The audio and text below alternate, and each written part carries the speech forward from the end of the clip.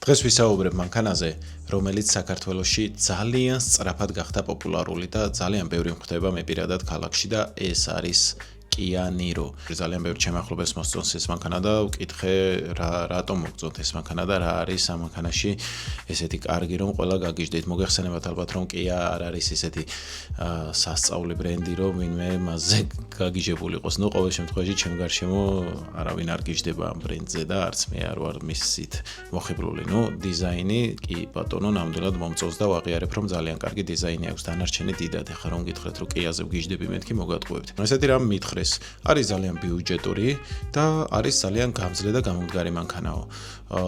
ნაწილობრივ ალბათ ვეთანხმები ხო, რადგან ამდენი ადამიანი ამას ამბობს, ესე იგი მართლა ასე არის პრაქტიკაში გამოუცდიათ და იციან და მაგიტო ამბობენ. მანქანა საკმაოდ ნორმალურად გამოიყურება, ვიზუალურად არ მომწონს, მაგრამ თავის ბიუჯეტში მომწონს. თავის ბიუჯეტში ნორმალური დიზაინის და გამძლეობის მანქანა მგონია. რა შეგვიძლია Kia Niro ჰიბრიდზე ვთქვათ? ეს მანქანები არის ელექტრო ჰიბრიდი და პლაგინ ჰიბრიდი და დღეს გვექნება მხოლოდ ჰიბრიდზე საუბარი. Kia Niro ჰიბრიდს აქვს ძრავი 1 და 6, ჯამში სიმძლავრე აქვს 151 ცხენის ძალა, წვა აქვს 100 კილომეტრზე 4.4-4.8 ლიტრი, რაც მგონია რომ ძალიან ნორმალური და ეკონომიური არის.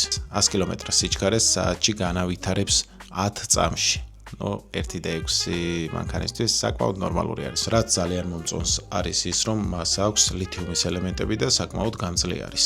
მისი სავალი ნაწილი და გადაცემათა ყოლოფიც ძალიან კარგად გამოიყურება. ძალიან გამძლე და პრაქტიკული არის. რაც შეეხება მის შიდა ინტერიერს, ნორმალური არის. თავის ფასთა კატეგორიაში ნორმალური არის.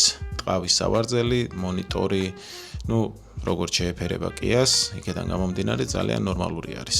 მეორად ის ფასი იწყება $8,000-დან და ადის სადღაც $30,000-მდე.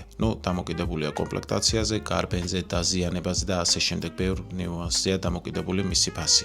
აქედან გამომდინარე მგონია რომ ამ ფასში არის ძალიან გამძლე, ეკონომიური და პრაქტიკული. ჩემი აზრით Aqua-ს კონკურენტი გამოუჩნდა Kia Niro-s სახით. Kia Niro Aqua-სთან შედარებით მგონია რომ ბევრად უფრო კომფორტული არის ვიდრე Aqua, თუმცა Aqua არის ძალიან გამძლე და გამომდგარი მანქანა. წლებმა დაამტკიცა. რას ფიქრობთ, როგორ მოგწონთ Kia Niro?